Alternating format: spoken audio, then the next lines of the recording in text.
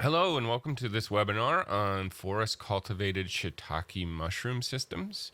My name is Patrick Schultz. I'm an extension forester with Washington State University. I have been a part of a project led by a colleague of mine, Justin O'Day. Together, we have been studying forest cultivated shiitake systems as opportunities for farm and forest owners to create supplemental income on their land.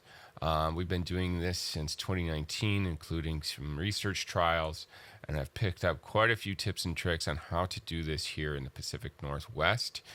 In this webinar, we'll cover all of the best methods for maximizing yields and growing shiitake on your own. This will focus on commercial operations and commercial scales.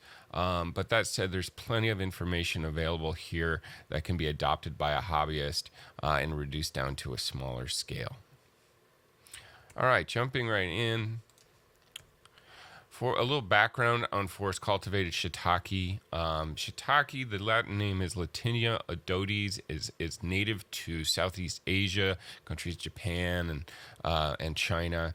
That is where this method of log-grown shiitake has been developed over hundreds of years, because it's native there, and cultures over time learned how to cultivate it more intensively and develop yields reliably. So in the 1980s, some of those methods were adapted to the United States, really throughout the country, but really mostly in the eastern U.S. is where it really took a foothold, and there's pretty significant shiitake production on logs there as well. Now, as a note, present day, most shiitakes are grown on in bags of sterilized sawdust, often indoors in warehouses with climate controlled facilities. This is the most efficient way to produce shiitake at scale. But log-grown operations are still commercially viable at smaller scales and for supplemental income, ways to sort of diversify farms. There's also additional value to a log grown through this traditional method. Some people often believe that the mushrooms grown on logs actually taste better, have a better flavor profile than those grown on in warehouses. So there's cultural and potentially culinary value added by using this traditional method of growing mushrooms. So as I said, this is a little more popular, has taken a stronger foothold in the Midwest and Northeast. But that doesn't mean that it's not viable in the Pacific Northwest. It just means that there are more existing resources, including extension resources, available in those regions, as well as sort of in existing market infrastructure as well. So one of the reasons that this is such a great opportunity is there's a potentially significant return on investment. There's a publication by Mudge out of Cornell, where they did some analysis on this and found that it was feasible to get a 10 times return by the fifth year on operations as small as 100 logs per year, and that's selling shiitake at $12 to $20 per pound, which is pretty standard. So this is a pretty good opportunity, and a lot of that return on investment comes from the fact that this is a very low investment. There's very minimal equipment needed, and it's not an enormous amount of labor either. So we'll get into all of that over the next several slides. So a more regional focus to Western Washington and also to some degree Western Oregon, if you're listening in from there. So compared to Eastern states, we have markedly milder winter temperatures, more limited choices of native hardwoods. Shiitake only grows on hardwoods or deciduous trees. It will not grow on conifers. And we naturally have less hardwood selection or species to choose from here in Western Washington than they do in the eastern states. Markedly drier, lower humidity summers. This is going to be really important. If anybody has spent time and, essentially anywhere east of the Mississippi, really, I grew up in the Midwest myself. That summers there can be quite humid, whereas here they're very, very dry, and that can desiccate the log and cause a number of issues with production, and a lot of what we've learned is how to mitigate that and overcome that here in our region.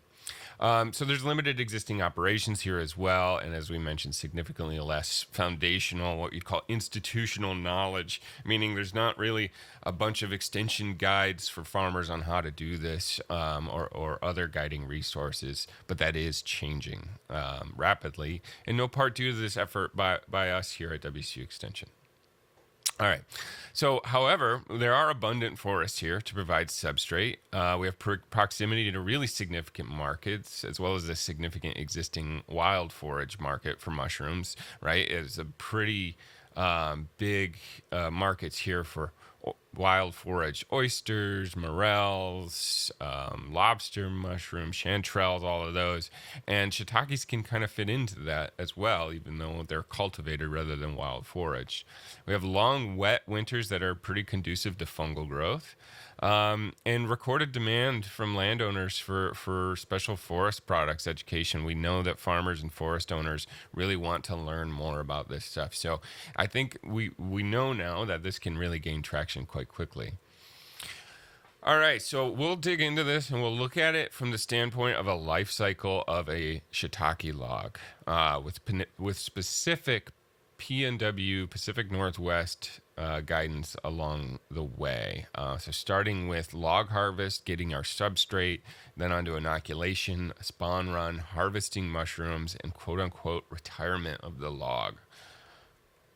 All right, so starting with substrate, when we say substrate, we're really talking about mushroom food. Ultimately, this is what the shiitake fungus is going to be feeding on, in the same way that, plants put roots down in the ground to get water and nutrients. This mushroom is going to be feeding on the log as its substrate. So these fungi are detrivores or saprophytes. That means they feed on dead wood. So they're adapted to consume biomass with really high carbon concentrations, and wood definitely falls into that category. As we mentioned before, hardwoods only, no softwoods. And if you're not familiar with those terms, hardwoods are deciduous trees, softwoods are generally referred, or conifers are generally referred to as softwoods. So, if we're basing this off of what we know in the eastern United States, these are the best substrates to use. Oaks, hard maple, hornbeam, sweet gum, pretty good are beech, hickory, alder, birch, and soft maples are okay. And then there's some species that are really not too good. But what about our hardwoods? We have less to choose from, but we have a whole bunch listed here: big leaf maple, red alder, Oregon oak, hazelnut, vine maple, Oregon ash. We do have hardwoods to choose from, but we don't necessarily know how they do. Except now we kind of do know that, because we've been running trials on these for several years now. And without digging into this graph too much into the technical components, our first trials in 2019, we started with 4 substrates to choose from: birch, red alder, sweet cherry, not our native black cherry, and big leaf maple, to see which of these are going to do the best. We did that basically knowing that these are going to be what's most available. Red alder is the most common occurring hardwood tree in Western Washington, followed by maple. And then the sweet cherry is sort of feral, grows around farms all the time. It's kind of escaped into wild areas and is pretty readily available, more so even than our native black cherry. And then birch as well. We wanted to try to get something from that specific genus because it has unique wood traits. What we found is that birch is really great after 1 year. It's really a great starter species. It does really well in the first year after the spawn run, which we'll talk about. Ultimately, red alder is Old Faithful, just really reliable species, reliably produces. May not be the one first out of the gate in terms of being able to harvest, but certainly does quite well. Cherry is also pretty reliable, sort of a slow burn species, isn't really going to wow you in terms of any individual harvest, but is going to, and is not quite as good as red alder, but will reliably give you harvest. And unfortunately, big leaf maple is just not very good. But one of the things we did learn from this is that On average, these species are producing more or less very similar yields to what we would expect in the eastern U.S., where this has been a little more established, which is really good because it means we're on the right track. So, what does this mean about our hardwoods so far? Obviously, as we said, great early harvest out of birch, but it tends to burn out quickly. Red alder is really consistent, reliable, and everybody has it. I mean, if you don't have red alder on your property, I'm sure you know someone who does. Everybody's got a red alder stand that they need to thin out, and this uses really small diameter wood. We'll get into that later. But so red alder really kind of seems to be the best choice. Sweet cherry, we talked about. Maple is unfortunately not a great choice, and it is unfortunate because it is also very commonly occurring. But we found really delayed colonization or inoculation. It took a really long time for that shiitake to get established and start fruiting, upwards of 3 years, which is too long to be putting work into that. And then even after that, had pretty unreliable harvests. Right now, we added trials last year. And by the way, this is recorded in October of 2024. So last year in 2023, we added additional trials to try other substrates, and that includes Oregon oak, Oregon ash, hazelnut, native bitter cherry, among a few others. And so far, oak and hazelnut look to be pretty promising. Oak is the standard really for shiitake mushroom production in Asia and as well as in the eastern U.S. But unfortunately, you'll see the little asterisk next to Oregon oak. For Western Washington folks, oak is quite hard to come by. Oregon white oak habitat has been largely converted into farmland or residential commercial spaces, and so we've really lost a lot of that old Oregon oak prairie habitat. So for that reason, we really don't recommend harvesting Oregon oak for shiitake mushroom production because it's so underrepresented in our state. That said, there could be scenarios where you have an Oregon oak stand that needs to be thinned, and it's part of a habitat improvement project, and that would work quite well. Or even pruning some of the limbs off of oak could potentially work as well. But we really do not want to add any pressure to existing Oregon oak populations. All right, so in the process of harvesting substrate, one of the questions I always get is, I have a log I see out in the woods, can I go and inoculate that with shiitake? And by and large, the answer is going to be no. You don't want to use old logs. There's a couple of reasons for that. One, you don't know how long it's been sitting there, and it may have a low internal moisture. It may have been sitting there for a year or more and have dried out. It might not have sufficient moisture in it in order to allow shiitake to grow. Maybe more importantly is that it's probably already colonized with all kinds of other saprophytic fungi, right? There's only so much room in the inn when the log is on the ground. Other fungi are going to work in, native natural fungi are going to work their way in and do the same thing that shiitake does, which is consume all that carbon and start, trying to use it to dominate the log and reproduce. So I don't recommend using any logs that are older if you don't know how long it's been on the ground, I just wouldn't use it. If you happen to know that log fell over in a storm and that was 4 to 6 weeks ago, then maybe you could get away with that. But you would also want to know that tree is healthy. And a lot of times the trees that come down in those storms end up having some sort of root rot. And so they're already dealing with a fungus of their own. And so you really want to know that tree was standing and healthy 4 to 6 weeks before. Otherwise, you're going to be going out and you're harvesting trees, standing living trees for substrate, which is fine because we're really using small diameter stuff. So this really works well with forest stewardship and going out and thinning some of the smaller stuff.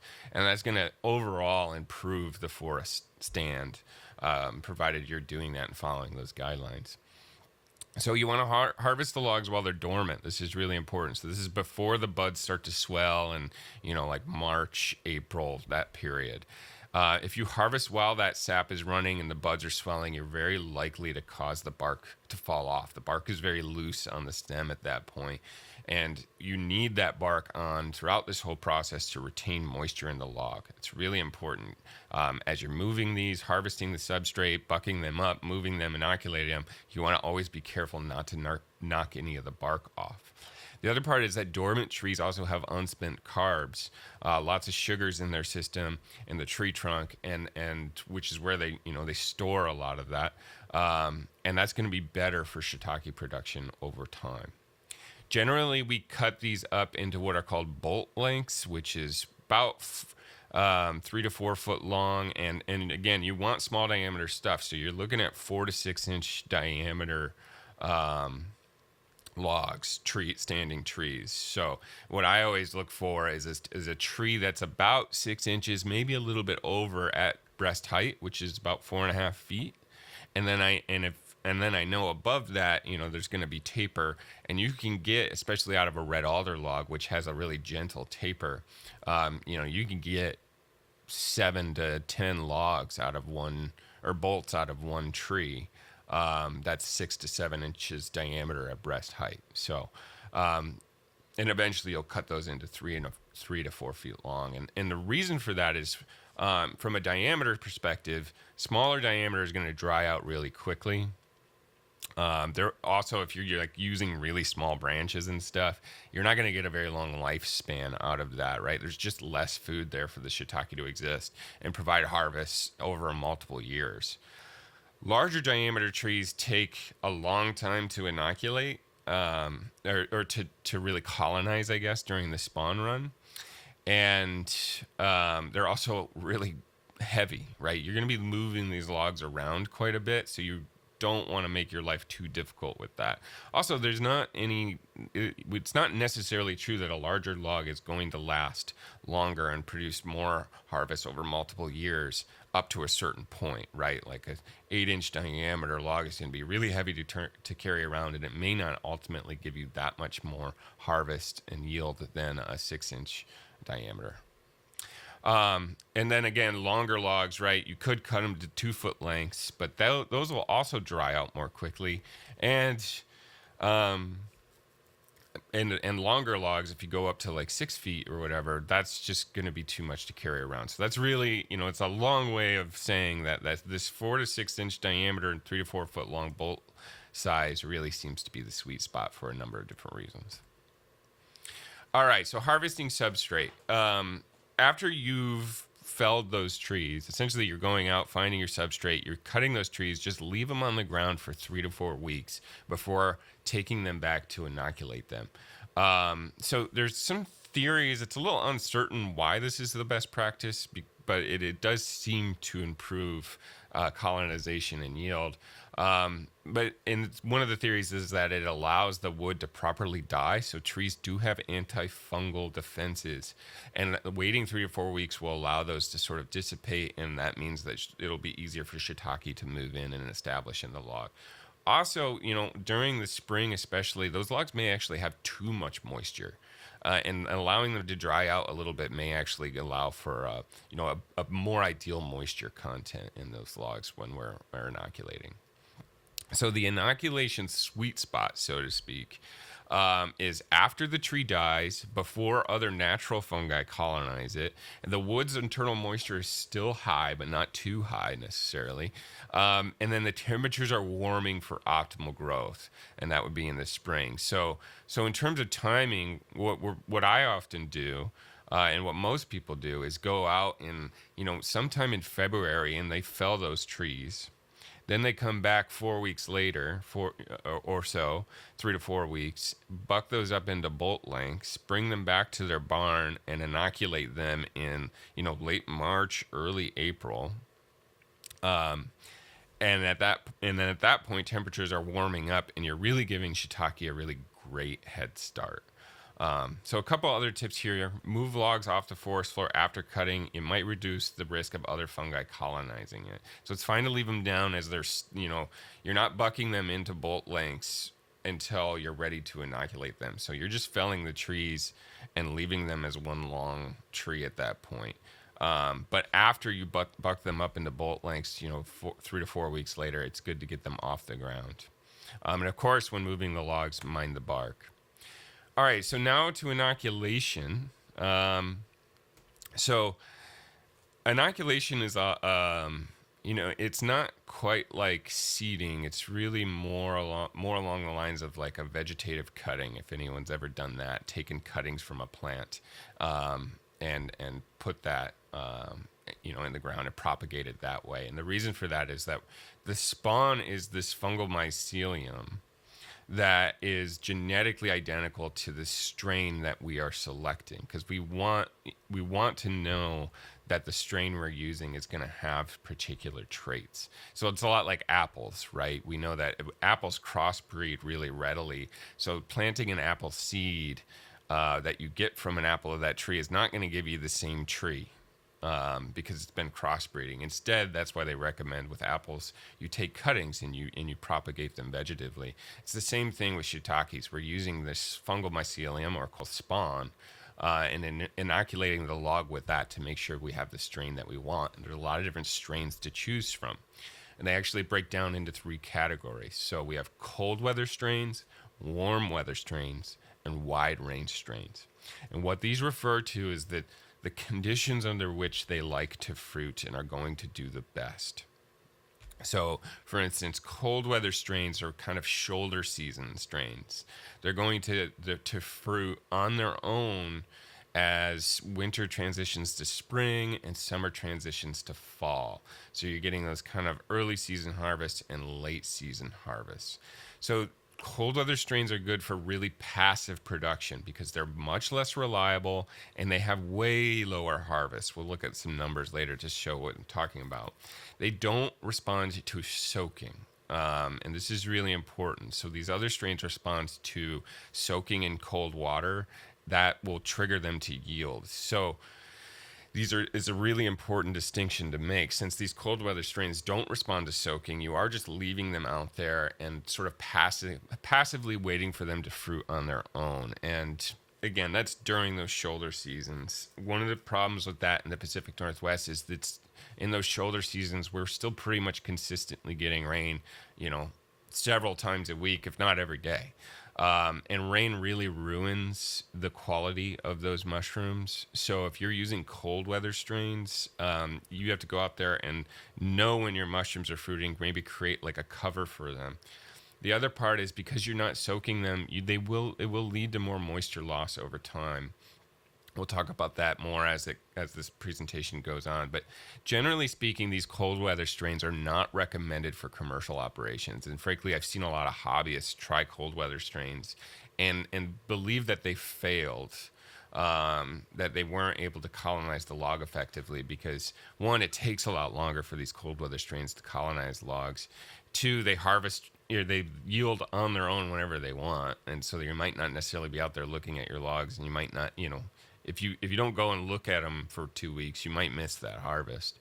And so those are really important considerations. But also the third point is that they do tend to lose moisture because you're not soaking them. So warm weather and wide range strains require soaking or respond really well to soaking or immersing in water. That will trigger a harvest because what that does is it suddenly changes the temperature in the log. And then we'll talk about this too, 7 to 10 days later, you're going to get mushrooms. So it really creates reliable harvests, significantly greater harvests, and allows you to harvest throughout the growing season, which is, basically May to September for shiitake in our part of the world.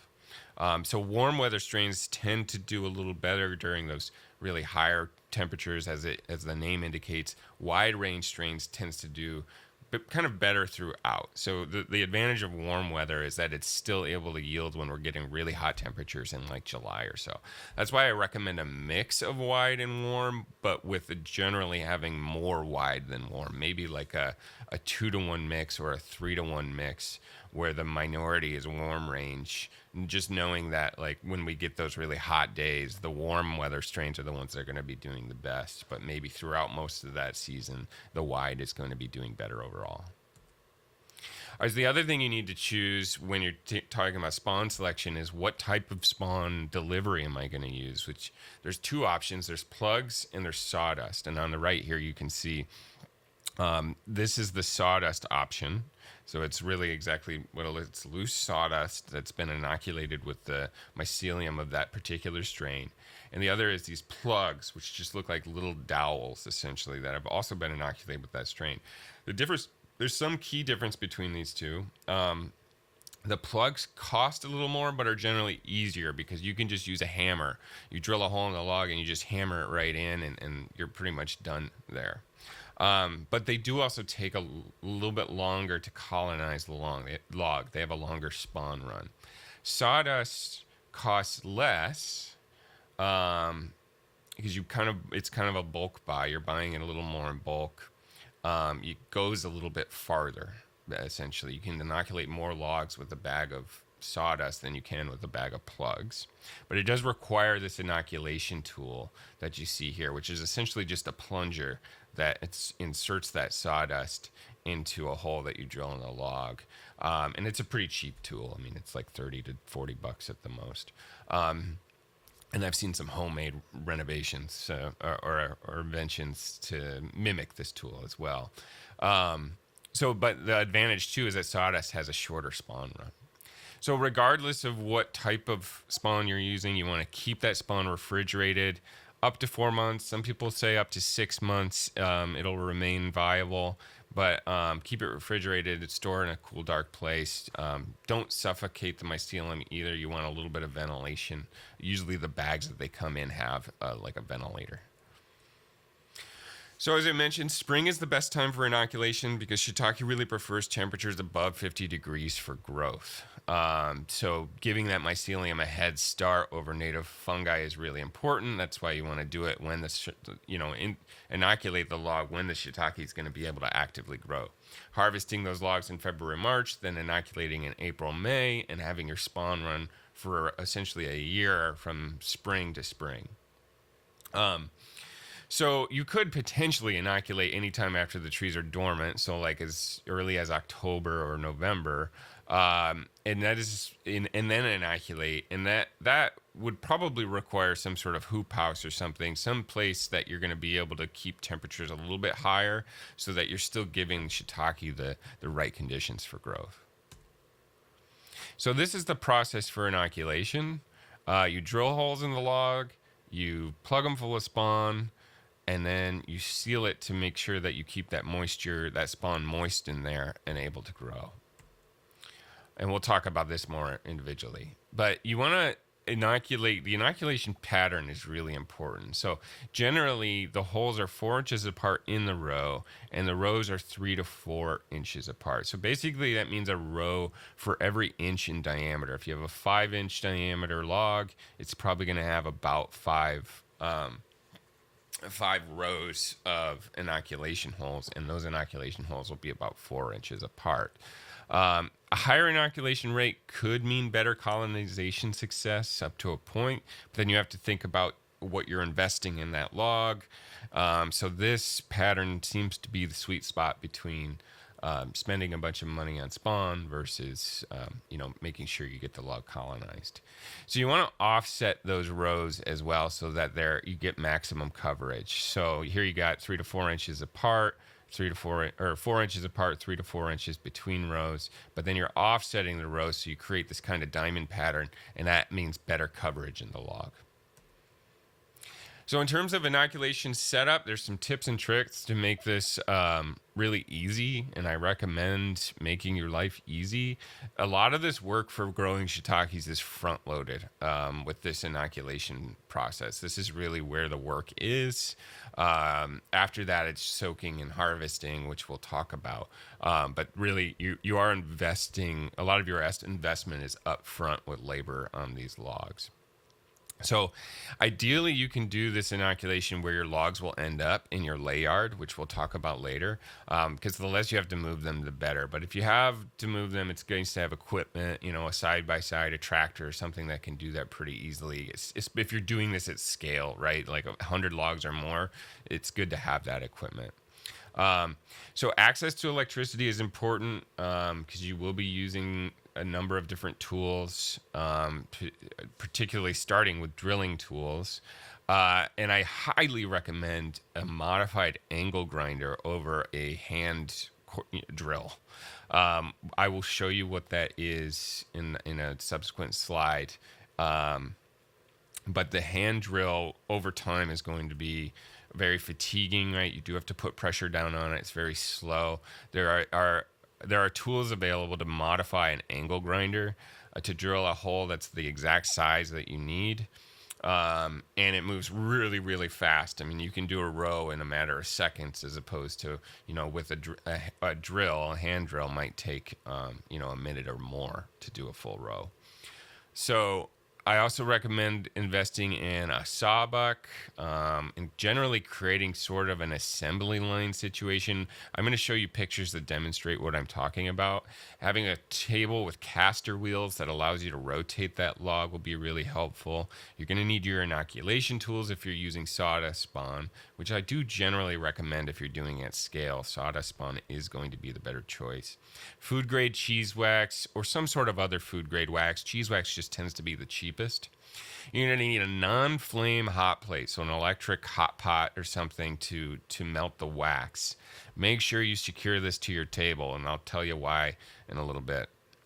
And then there's a number of different wax application options. I'll show you what I like to use, but some people might just use paint brushes. I've seen, we've just used like a spoon before. Wax is pretty cheap, so it's not terribly important to be super efficient with that part, but it is nice to not have wax all over and save a little bit of money there and be more efficient. Obviously, you want a table that's going to be willing to not just get wax, but just get dirty in general. You don't want to do this on your dining room table, that's for sure. And an open container for holding spawn during the inoculation. All right, so here's to show you just what I'm talking about. So this is a basic sawbuck. Or a sawhorse, whatever we want to call it, to hold the log. The log can sit right in here. And then this is that modified angle grinder that I was telling you about. So you can see here, it's just a standard angle grinder, but it has a modified bit, or modified to have a bit, house a bit. That's the exact size of the inoculation hole. And just because this has such a high RPM and a lot more power than a handheld drill, this is going to move so much faster. If there's a piece of equipment that I recommend you invest in, it is this. And you may have an angle grinder already, and then you can just get this, order this tool from like a Shiitake spawn supplier. They'll have it. And it's not going to cost very much. I think it's $30 or $40, and it is going to save you a lot of time and a lot of fatigue compared to a handheld drill. So one of the things we also like to do is put up a sort of template here. What this is these markings are 4 inches apart and then offset. So as you are working through your log, you can use these markers and alternate between the top row and the bottom row so that you know where you should be putting your holes and create that diamond pattern. And that can just kind of speed things up. So there's little tricks as you do this and start to understand the process. You'll learn how to make it a little more efficient. One thing too, I didn't mention, but it's always great to have other people help you with this because you can create an assembly line and really start cranking out some bolts.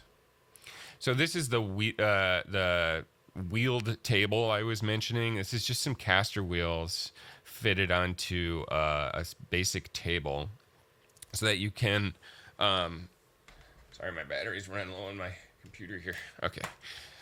So that you can sit the log in the caster wheels and easily roll them as you're inoculating. And what you're doing here is basically the bucket here is housing the spawn. You sit the log on these caster wheels. You use your inoculation tool, which you see on the right, to hammer a bunch of spawn into the plunger here. and then you plunge it into the holes that you just drilled over at the sawbuck station. And then once those are all filled, you use your wax. This is a hot plate over here. You can see that this is teetering on the edge over here dangerously. This is why you want to fix this hot plate somehow, attach it to the table, because as you're hammering, especially as you're trying to fill these inoculation tools by kind of hammering into the bucket that holds the spawn, this is going to move and shake. So this is just a little learned experience. It was a wax spill all over the floor of this barn, and I may never get it out. So I really, and also it's hot wax, so it can be dangerous. So I highly recommend fixing this to the table. You can see here, these are just little metal, basically a meat baster. That came with a fine tip, and I just clipped it off. And so it's just a stainless steel baster. This is what I use to put wax on, to wax over the holes on the log, and it's really efficient. So I kind of recommend this, but other people will just use like a paintbrush or something like that to just paint over the spawn holes as well. All right, so here's a short video that my colleague Justin O'Day, who's leading this project, developed to show the time lapse of what it takes to do a log. So you can see he doesn't actually move that fast, I swear. It's sped up. So he's over at the sawbuck station. He's using his angle grinder to drill those holes, moving the log, rotating, and it looks like he probably did 5 rows on that log. So now he moves it over to his inoculation station. You can see this is a pretty cheap option to the alternative to that table with the caster wheels. It's used an old pallet, and sit the log inside of one of the slats in that pallet. Just make sure you're lifting it slightly so that you're not scraping the bark off as you're rotating it. He's also using a gutter to hold all of the spawn, which works really well, so you don't have to reach to that bucket like I have to do. Now you can see he's using a foam paintbrush, and he's got his wax over here, and he's just waxing over those holes individually, rotating it through using the same palette, and then slides it onto a container where he's going to carry it off to the lay yard later. So one thing that you'll notice that he did is he did the whole process for each log before moving on to the next log. You don't want to go and drill all your holes on all the logs at a time and then inoculate them all at a time and then wax them all at a time, because you want to avoid those holes from drying out. You also want to avoid that spawn from drying out. So it's really important that you drill the hole, fill it, and wax it. Or really, drill all the holes in a log is fine. Fill all the holes in the log with spawn, and then wax them all at the same time, just as you saw Justin do. Now, you can anticipate about 15 minutes per log. It will certainly go faster with help and with an assembly line approach, and I do recommend that if possible. All right, so here's a hot tip as well when it comes to waxing. So it can be really nice to inset that spawn a little bit when you're filling it with the plunger.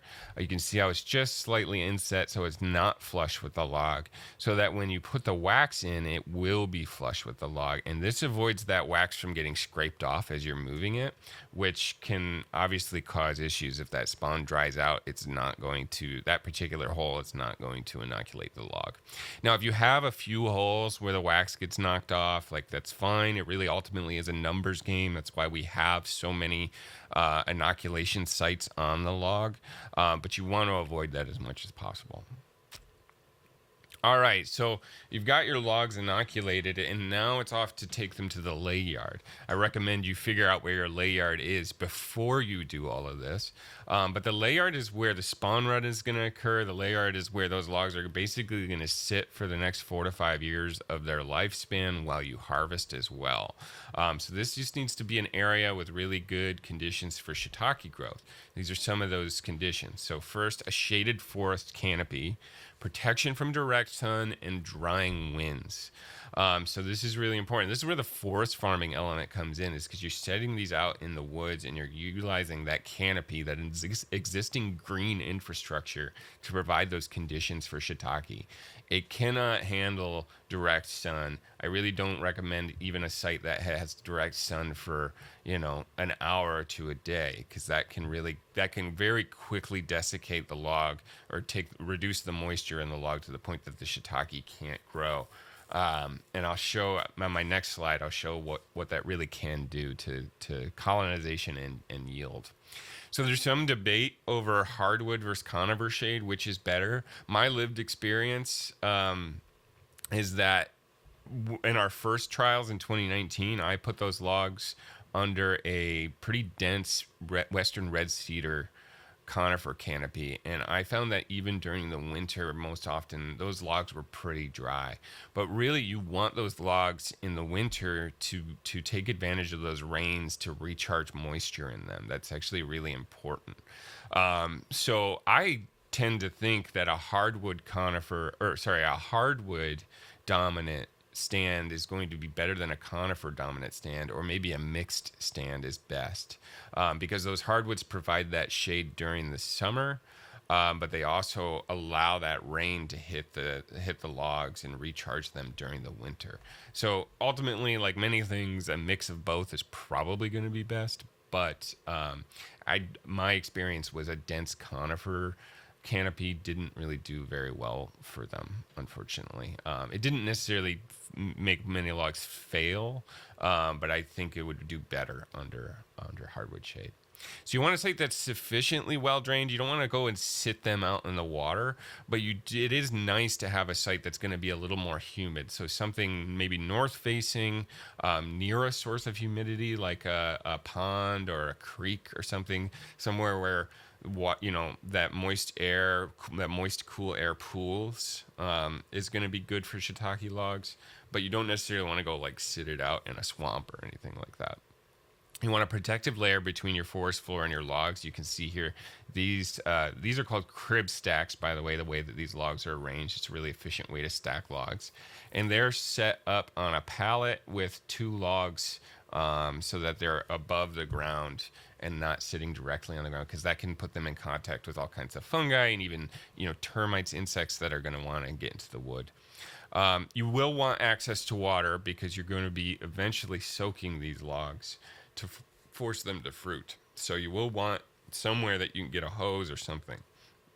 Or if it's next to a creek that you have water rights to, that's really important as well. So the optimal temperature is 59 to 82 degrees and 85% relative humidity. I mean, you're outside, so you don't have control of these things necessarily. But again, if you're choosing a nice forested area with good shade and protection from wind, you will achieve those conditions fairly regularly. Log moisture, though, if it gets less than 30%, you're in danger of it becoming non-viable. You might not have the tools to test log moisture necessarily.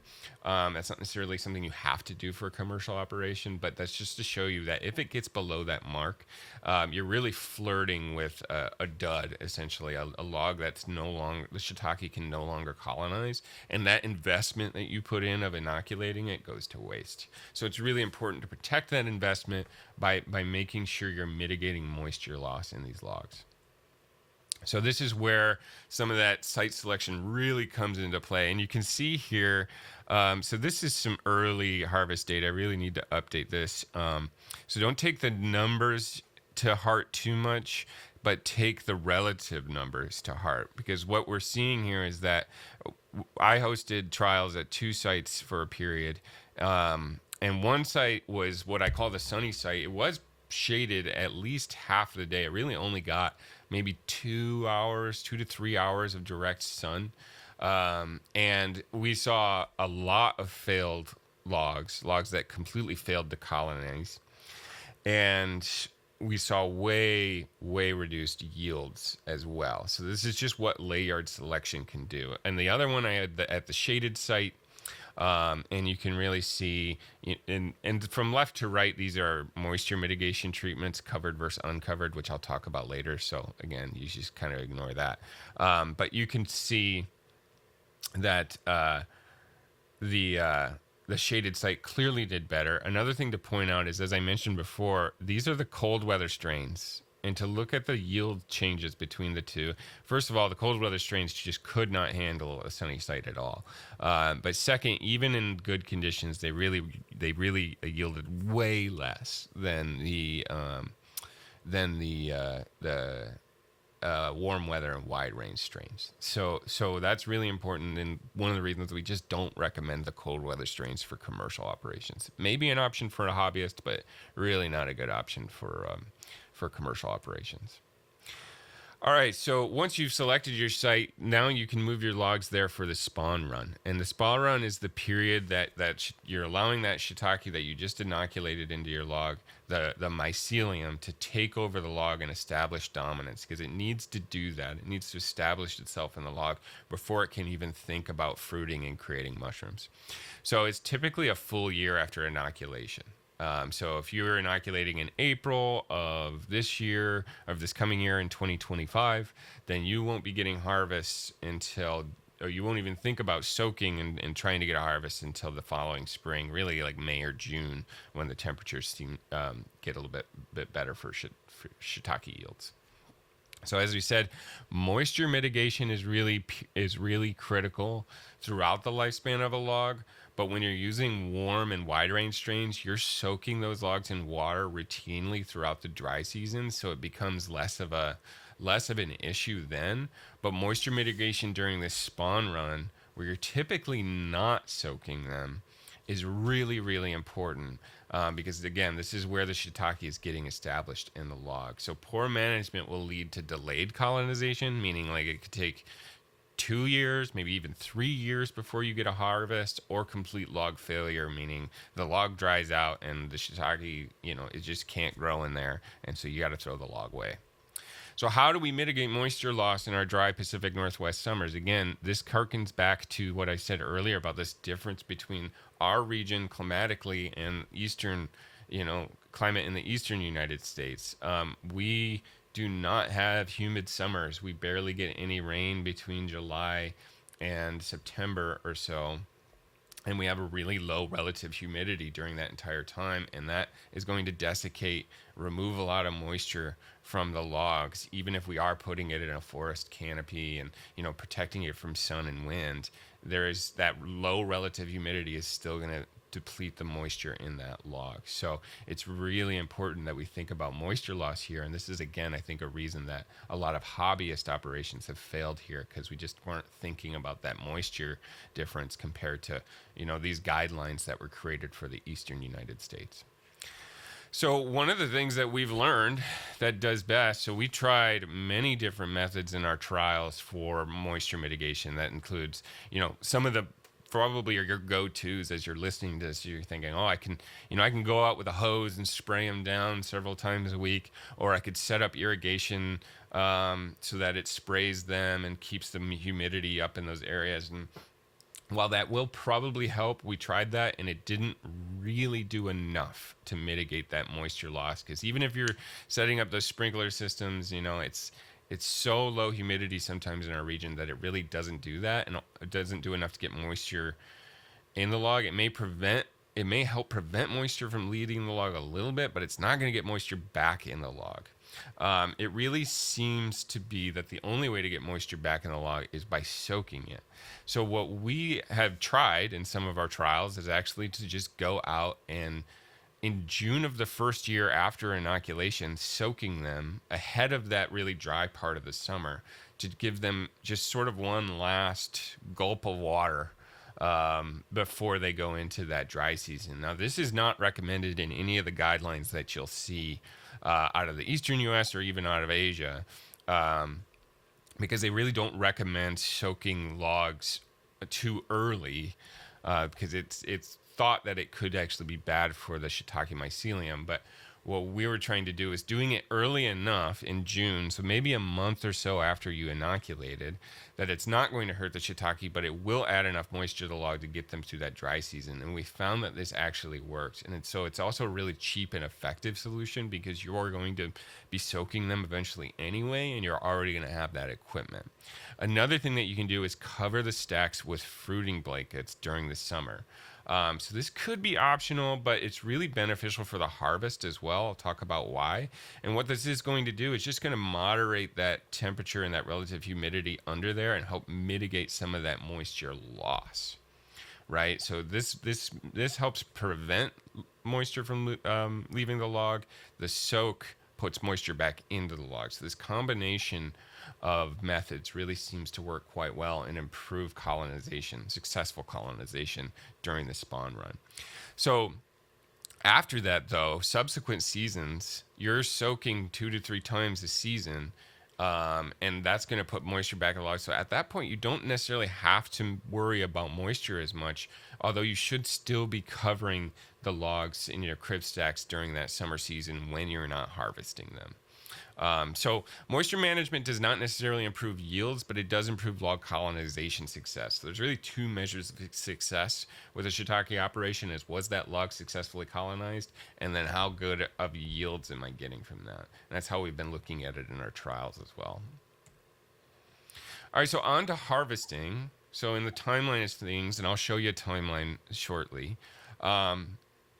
In the timeline of things, essentially, you're now a year after your inoculation. If you inoculated in April of 2020 of this 2025, now you're in May of 2026. The weather's looking nice. It's kind of nice and warm. The nights are getting up past 45 or 50 degrees.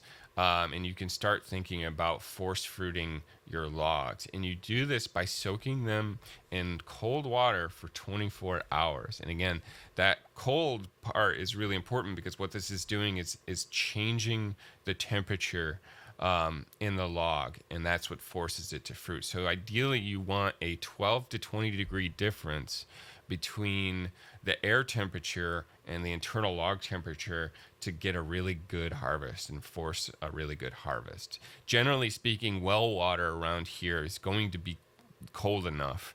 And once you're in the spring and summer, again, this is where those air temperatures are really important and why we do this, between May and September, that well water is going to be cold enough that it causes that temperature difference and will get you a predictable, good harvest. So the volt should be fully immersed for best saturation. Really like to use these livestock tanks. These are cheap, easy solution. A lot of folks will probably already have these. There are other ways to do this. In fact, we went to Japan and studied shiitake production. We found they would, actually build concrete tanks in the ground, and then they would have refrigerating systems that would keep that water cold. And at really big scales, I mean, we're talking, 3 to 10,000 log operations, they would have forklifts that they would drop those logs into these big tanks in the ground. So that's at really big scales. We're probably dealing with much smaller commercial operations, 100 to 500 logs, maybe more than that. And you could still use these livestock tanks. They're a really good operation. I recommend a 2x6 livestock tank. This is a 2x8. You don't really get that much more, as you can tell from that extra 2 feet on either side. It's really not going to help you because you're dealing with a 4-foot log. So the 2x6 is slightly cheaper, uses less water, and is a little more efficient. And the other, again, what this does too is it recharges log moisture throughout the summer and throughout the remaining lifespan of the log. So again, harvest time kind of depends on strain. But typically, once the nighttime temperatures are reaching 45 to 50 is when you're thinking about harvesting. So that's May to early June. Once you harvest, or once you soak them, you've immersed them in the tanks. And again, I didn't mention these little 2x4s are really good for holding those tanks in. That's why it's also important to get to the livestock tank that has that inner lip that can hold these 2x4s in place and lock those logs down. Can also be really helpful to put a tow strap, run a couple tow straps underneath this tank, and then tighten them on top so that the tank doesn't expand and these logs, or not logs, these 2x4s don't pop out of place and then the logs pop up.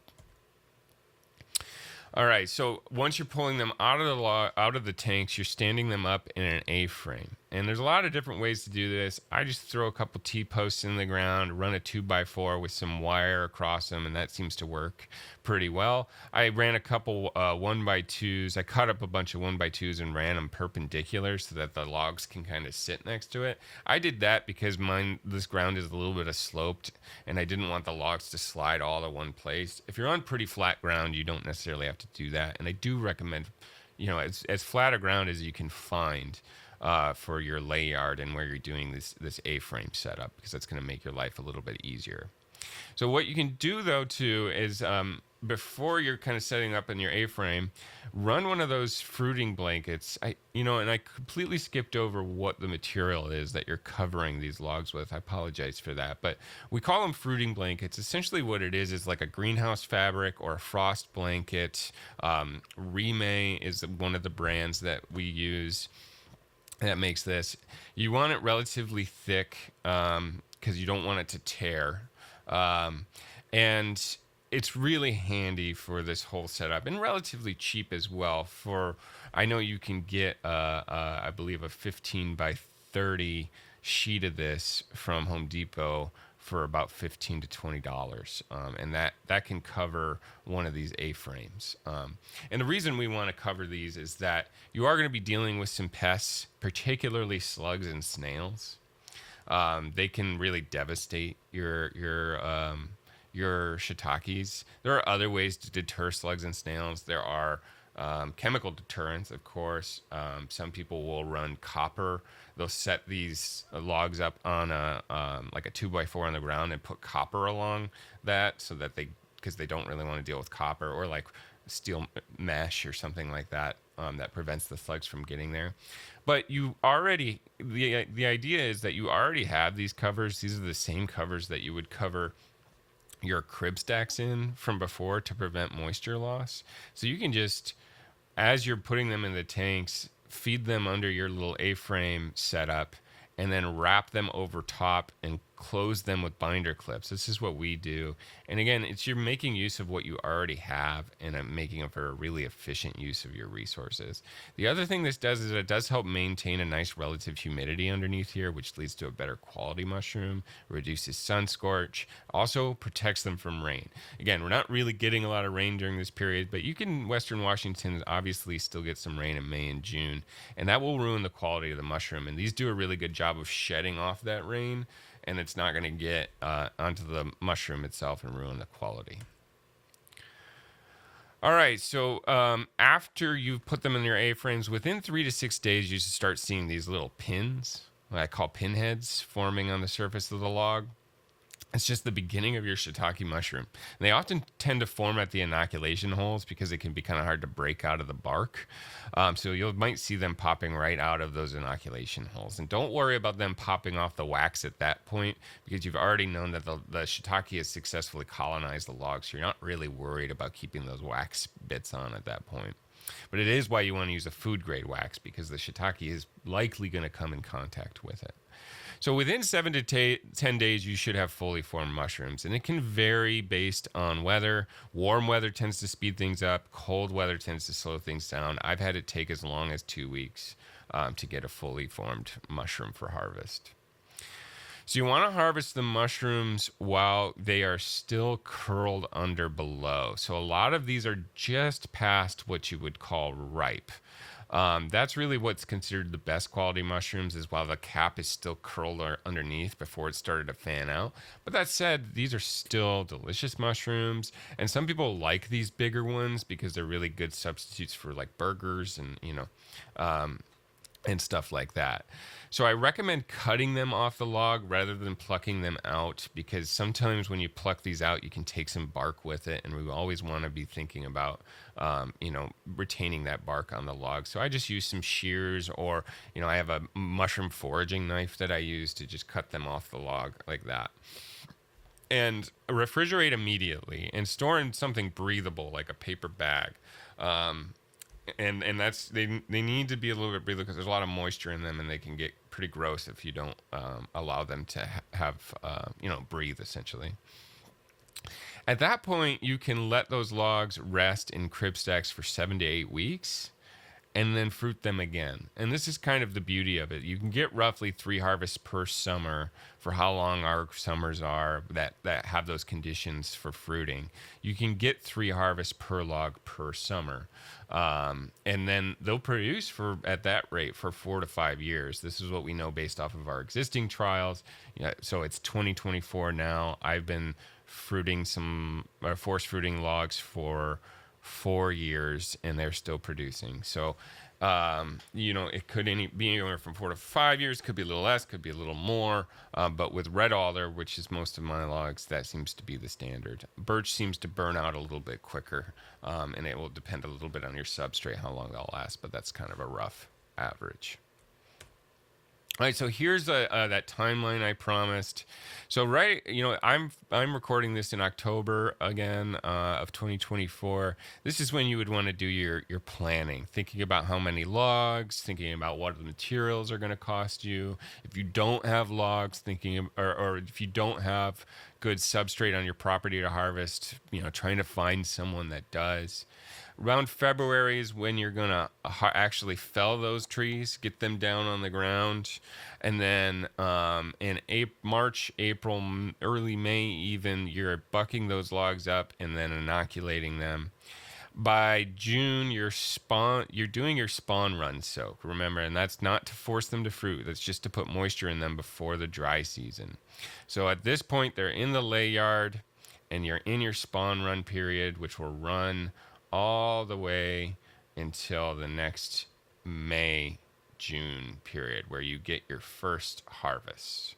All right, and now here's the key point: is you want to remove those crib stack covers, that Remay greenhouse fabric that we recommend covering your crib stacks with during the summer. Remove them during the winter, so that you are getting that benefit of the winter rains recharging the logs. So that is a really important part. Now, if you're in a commercial operation, you're going to be inoculating new logs every year, and it might not be as much as your first year. So your first year might just be to get a bunch of logs in, and maybe you do 100 to 200 logs. It depends on your enterprise planning, right? And then after that, you might do an additional 50 logs or something like that. Or if you do 300 logs in your first year, after that, maybe you're doing 100 logs every year to just keep that system going. Whatever keeps you at your maximum, at your ideal operation size, knowing that substrate depending, that those logs are going to last 4 to 5 years. Eventually, they will just expend all of their resources, and you'll be able to lift them up, and it'll feel like lifting styrofoam. And the shiitake is just eating all of the resources in them, and you're just going to throw them out or compost them or something. So knowing that your logs have a limited lifespan, but will last several years, you will have to kind of backtrack and back calculate how many logs you want to produce each year, or inoculate each year, rather. All right, so in terms of marketing, shiitakes are really great. One of the things, too, in terms of, I didn't mention storage, is that they last fresh for about a month in the fridge. Again, if you put them in something breathable. So it's not like some products where you've got to go and you got to sell it quickly because they're going to rot. They actually last pretty long in the fridge. And there's other ways to process them too. They dry and rehydrate really well. So if you buy a dehydrator, that can be a great way to sell the shiitake mushrooms as well. But in terms of marketing, really, again, because this is not going to be anyone's primary business. As a farmer, shiitake is not going to get you rich, but it is a great way to sort of complement your existing system and make use of resources that you might not be making use of, like marginal forest land. So it can increase your palette of offerings, especially if you've got like a CSA or farmers market stand. This can be something to add during the shiitake season, the summer season, when you're selling other crops as well. You can market it as forest grown, ecologically low impact, high nutritional benefits. There's a lot of great things about shiitake in terms of marketing. That forest grown piece, log grown piece is how you should separate it from other shiitakes in the store. And more and more we're seeing more interest in that from a marketing perspective of people not only wanting local but wanting sustainable. And you can demonstrate your story, show pictures of where you're growing this in the woods. People will enjoy that and feel connected to that. So from a marketing perspective, there's a really great story to tell here. Now, there's lots of local markets, restaurants. Currently, we are sort of studying the marketing of shiitake in this region by mentoring several farmers to commercially sell. 2024 was the first season for many of those farmers to sell these shiitakes commercially. So far, very few, from what I know, have had any hard times selling their shiitakes. Asian groceries are great places to sell these, and will seemingly buy them up, buy up whatever you may have. Again, CSAs and farm markets are great options as well, but a lot of restaurants are buying them. There's also opportunities for value-added products like well, we mentioned dehydrated, but shiitake jerky. You can season them. Costco sells a big bag of garlic dehydrated shiitake. So that's there's other ways to go with it, but keep in mind that if you're processing at that point, you may be required to have a commercial kitchen license, depending on state and local regulations. There's also a fairly straightforward opportunity for organic certification, just given that it's managed in a forest where pesticides are unlikely to have been used. I do not know any farmers that have done this strictly for their shiitake operations yet, but it seems like a pretty viable option. And then there's other opportunities too, like selling whole inoculated logs for home use. It's really important that that log is going to produce something, but you're kind of selling an agritourism experience with that. And I've seen people sell inoculated shiitake logs with instructions on like how to handle them. It's also really important that you provide a guide on what a shiitake mushroom looks like in case they've got other stuff growing on that log, so there's some liability there. But again, I always encourage people to get creative with marketing. So this again is why shiitake is such a great opportunity for a commercial farmer or forest owner, is that it's really low input. If we look at this stuff on the left of what you need in terms of materials, some of these costs are things that people are already going to have, like a chainsaw. Most people already have a chainsaw. Your inoculation setup could be really easy. You might already have a sawhorse and a table and stuff. So these are kind of on the high end. This is assuming you're pretty much starting with nothing. The biggest investment is going to be those livestock tanks, frankly. But you may already have some of those that you could recycle, and there are other creative ways to soak logs as well. But at scale, at medium scale, like we are, not at large scale, like the picture you see on the right, this is in Japan, those livestocks are a really good, reliable option. So we're talking, $2,000 on the high end. That doesn't include labor, obviously. You have to factor in your labor. But just on materials, you're getting $2,000 investment in the front end. Very few of these are recurring costs, except the inoculant and maybe food grade wax. Though you can make the wax go a pretty long ways. And based on a pretty conservative estimate of 113 grams, or about a quarter of a pound of mushrooms per log per harvest, and a 300 log operation, you're already making your money for materials back. So, this is what we're talking about. This is where that 10 times return on investment in 5 years number comes from, and a lot of it is because it's really minimal. And even in terms of labor, as we mentioned, a lot of that is front loaded, right? Going out and soaking and harvesting takes time, but it's not nearly as much time as the inoculation. All right, so why would you do this? I've kind of already alluded to this, but I'll just kind of cover this again. Most farms have a forest, and this is a really great way to produce income from it. And sometimes for farmers, that forest is really marginal land that you're not doing anything with. It's forest because there's it's just not good land to farm. Or potentially, this is true for forest owners too, that land is regulated from timber harvest or other kind of operations, but it works really well with an idea of a working riparian buffer. So riparian buffers are spaces that are regulated, that are next to water in order to protect water quality and enhance fish habitat in many situations. This type of operation can fit into a riparian buffer and make it a working buffer without any impact on those environmental benefits. So this is great to utilize in a space that may be a little bit maybe regulated. It fits in with comprehensive forest management planning, particularly in terms of thinning, right? I always joke, everybody's got a red alder stand that needs to be thinned out. Those dog hair stands that are super thick. That's not a terribly good situation for those trees. They will, in most cases, thin themselves out eventually. But if you go in and do some thinning, you are going to benefit the quality of that stand, certainly from a timber perspective, if that's something you're interested in. It is not really intended to be a sole enterprise. It is best as supplemental side income and to add value to an existing farm enterprise or forestry enterprise. But it is very low impact. As you saw, there's really no land clearing. You're not harvesting any ideally you're not really harvesting any trees that are going down to be viable timber trees. You're really cutting out the thinner, smaller, weaker stuff and benefiting those timber trees. And really low barriers to entry, as we mentioned, low risk, low capital needs, minimal equipment, low maintenance, not much land needed, and it is really complementary with beginning farmers like gateway markets, fitting into all kinds of other specialty ag products, and can be done with just a few people, just you and a farmhand or some family. And people do tend to enjoy volunteering for this as well. You could say that you'll give them a couple of logs in exchange for helping inoculate, your 100 logs or whatever number you may come up with.